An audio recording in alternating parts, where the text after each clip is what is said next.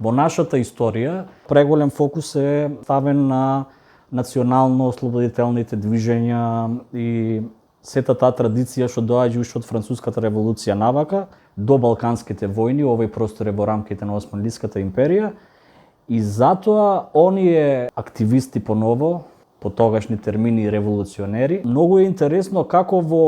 овој период кога треба да се решат националните прашања на низа народи што живееле на овој простор, во тој момент црвеното знаме на социјализмот го земаат и го носат напред. Многу очекувано било сигурно и за социјалистите тука дека како земја од периферија на тој капиталистички центар, прашање на време кога и тука ќе се зголемува индустријското производство и со тоа ќе се зголемува и бројот на индустријски работници. Тоа е време